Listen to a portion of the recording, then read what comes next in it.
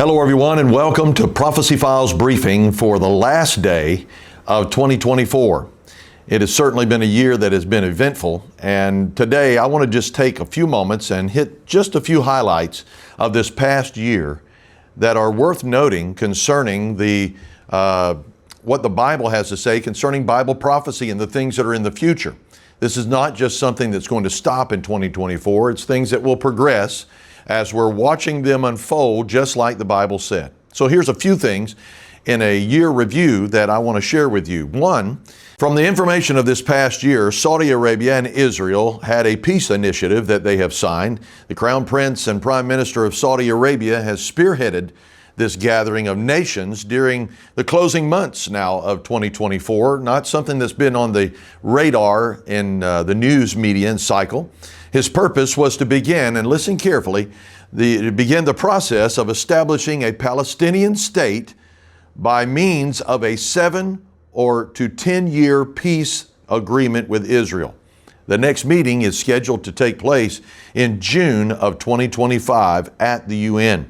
Now, this is very important because the book of Zechariah speaks to us concerning Jerusalem and the end of days, things taking place. Not only that, but Daniel specifically speaks of a 7-year peace plan that will be signed by the Antichrist, a covenant of agreement between Israel and the nations of the world to bring what would be a pseudo-peace to that region.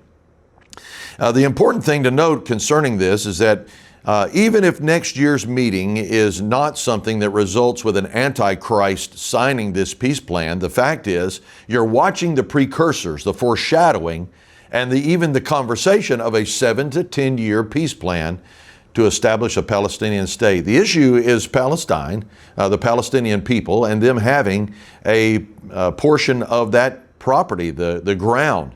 But that ground has been promised from the book of Genesis to the people of Israel. But this will be a false peace in the future that the Antichrist will be involved in. Could this be a precursor? I certainly believe it could be, and it's happened this past year.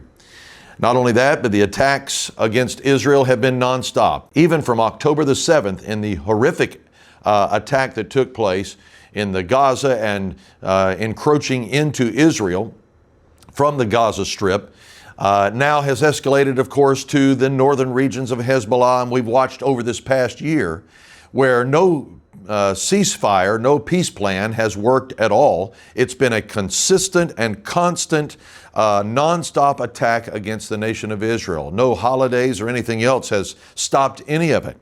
And despite delivering the crushing blows that Israel has delivered to Hamas and Hezbollah in this past year, the terrorists have continued their activity and their capability even of deadly attacks upon the people of Israel. What is this about concerning the future and Bible prophecy? Well, Ezekiel 38 and 39 tells us very clearly that there will be a consortium, a conglomeration of nations led by Gog and Magog and Iran being involved in that in the end of days, and that terms of agreements and the attacks will come under the rulership of the Antichrist. These are precursors that we've watched major events this past year. Not only that, but we've watched in recent months now that Syria has been overthrown, and the leadership, the government there, the president has now been exiled. He has left the country, and the country is in a complete upheaval, even with Israel bombing certain locations to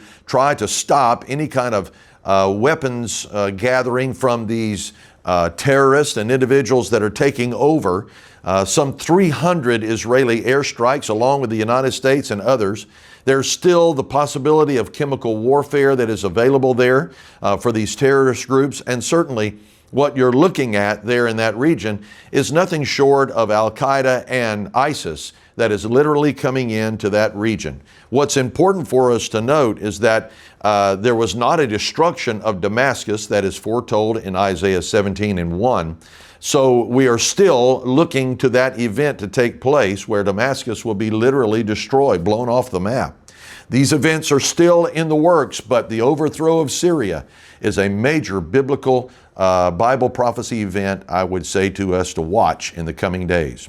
Not only that, but in September of 2024, the UN has decided that it's time for them to strengthen their resolve and by implementing a central bank digital currencies for their nations in the United Nations. This is one more attempt, of course, in a one world government push that will certainly come under the Antichrist. And then there is America's national debt that is now reaching levels, listen carefully, according to this article, America's debt level is now reaching $36 trillion, whereby 1.4 trillion of that is needed each year just to pay the interest on the debt. This is a very critical thing in light of Revelation chapter 6, Revelation 13, where there is a one world currency, a one world economic system that comes under the Antichrist. This is a serious crisis for the United States of America and the nations of the world. What will happen in the coming days? It is still to be seen. But that national debt is looming over America, and it will be one of those things that could be a major default in the days that are to come.